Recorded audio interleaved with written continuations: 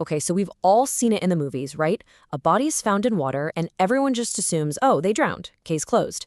But in the real world of forensic science, that's just the beginning of the mystery. The truth is almost always way more complicated. So that brings us to the big question. How can you actually prove it? Finding a body in water seems pretty straightforward, but was it really drowning? Could it have been an accident, a sudden medical issue, or, something much darker? The body holds all the answers. You just have to know how to read the signs. And let's get one thing straight right away. Just because a body is in water doesn't mean it died from water. Think about it. Someone could have had a heart attack and fallen in, or they could have died somewhere else entirely and been placed in the water later. That's the challenge for forensic investigators, and believe me, it is a huge one.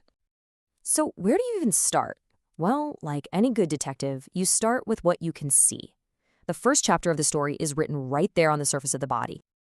This brings us to the first external clues. These are the things investigators can spot right away. The visible signs that give them their first real hints about what might have happened in the victim's final moments.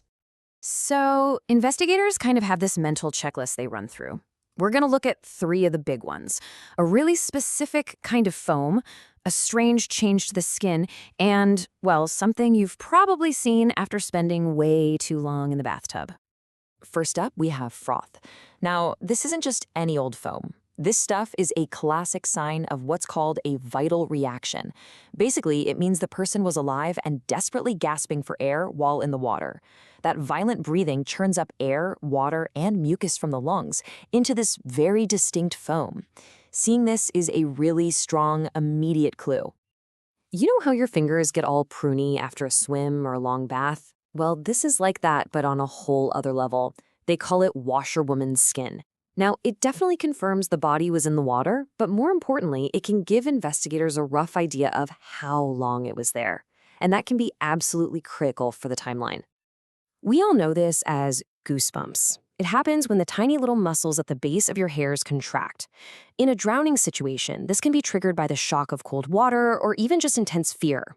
And after death, that reaction can literally become fixed in place, leaving behind another subtle but important piece of the puzzle. Okay, so we've got some clues from the outside, but here's the thing. Those signs can be misleading, or sometimes they're not there at all. To really, truly build a solid case for drowning, investigators have to look deeper. The most powerful evidence isn't on the surface. It's hidden inside. And this is where we go inside. The internal examination, the autopsy, is where pathologists can find the kind of proof that the surface clues can only hint at. This is where the story gets really interesting. So during the autopsy, pathologists are on the hunt for a very specific set of signs. They're looking at the condition of the lungs, what's inside the stomach, if there's any debris in the airways, and even the state of the blood itself. One of the biggest internal signs is the state of the lungs. In a real drowning, the lungs absorb a ton of water. They become super heavy, swollen, and just waterlogged. Instead of being light and airy, they feel more like a soaked sponge. It is a powerful, powerful indicator. Finding water in the stomach is another huge piece of the puzzle. Why? Simple. A dead body can't swallow. Finding water here tells the pathologist that the person was alive, they were conscious, and they were struggling, reflexively swallowing water as they fought for air. Now this is where it gets into some real detective work. It's not just about finding water inside. It's about finding tiny, specific things, like sand or algae or little bits of weed deep down in the airways. Because if that material matches the lake or river where the body was found, boom, you've just created a direct, physical link between the victim and that specific place.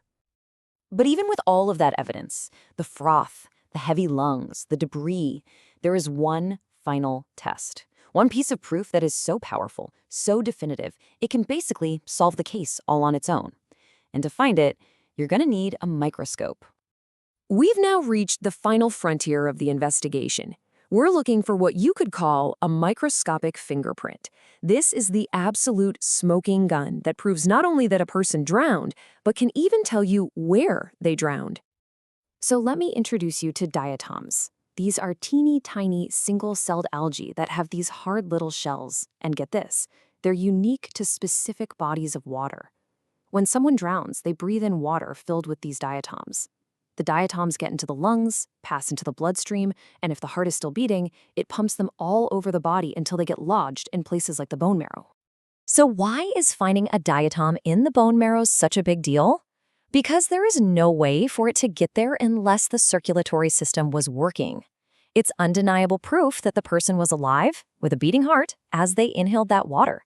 It's literally the water's unique fingerprint, locked deep inside the body. So, how does this all come together in the end? Well, a forensic conclusion is almost never based on just one clue.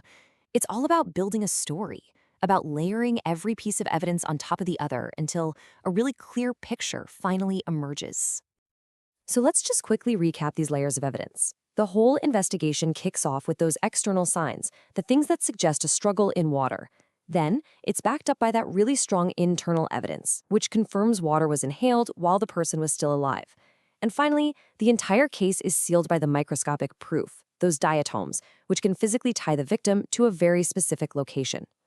See, no single clue solves it on its own, but when you have the froth, and the waterlogged lungs, and the debris from the river, and the diatoms in the bone marrow, when all of those clues point to the exact same conclusion, the evidence becomes just about undeniable.